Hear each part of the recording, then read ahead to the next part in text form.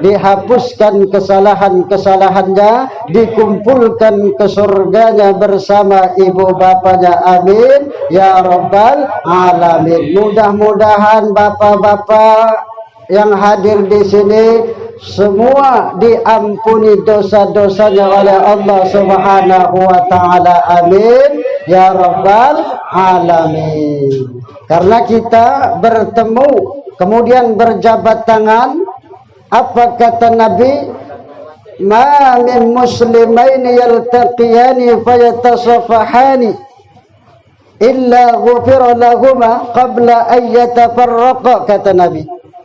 Barang siapa dua orang muslim bertemu, berjumpa, kemudian dia berjabat tangan, maka Allah mengampuni dosa-dosanya selama ia belum berpisah.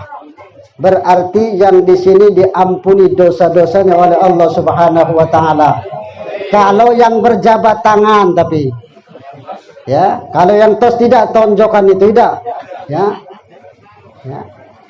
Jadi kemarin kita tidak boleh berjabat tangan. Itu salah satu ciri untuk menjauhkan kita dari berjabat tangan. Padahal Rasulullah sallallahu alaihi wasallam menganjurkan dalam hadis riwayat Abu Daud, "Ma min muslimaini yaltaqiyani fayatasafahani illa ghufira lahuma qabla an yatafarraqa." Tidaklah dua orang muslim itu berjumpa kemudian dia berjabat tangan kecuali berguguranlah dosa-dosanya, diampunilah dosa-dosanya sebelum mereka berpisah.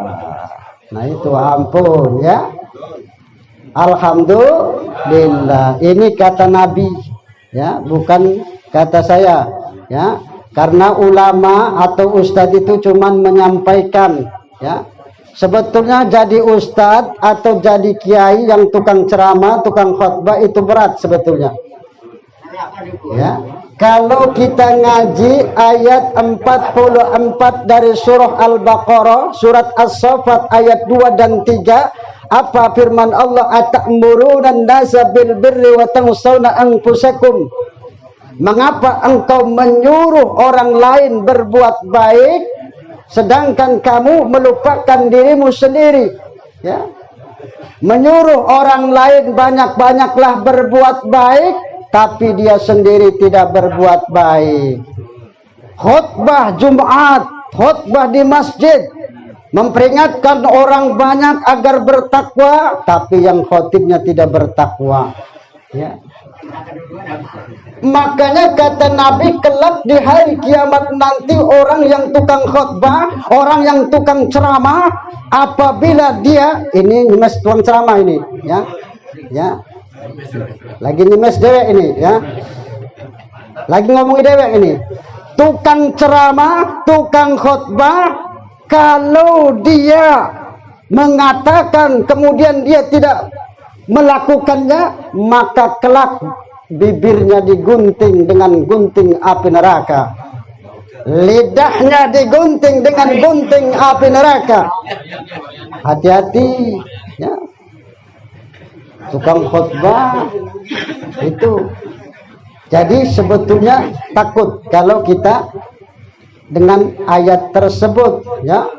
Apalagi dalam surat As-Saff itu, ya ayyuhalladzina amanu lima taquluna ma la taf'alun.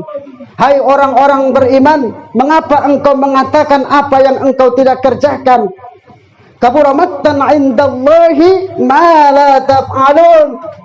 Amat besar kebencian di sisi Allah apa yang kamu katakan tapi tidak engkau lakukan. Ini ancaman bagi mereka orang-orang yang suka dakwah, ya, suka ceramah, suka khutbah.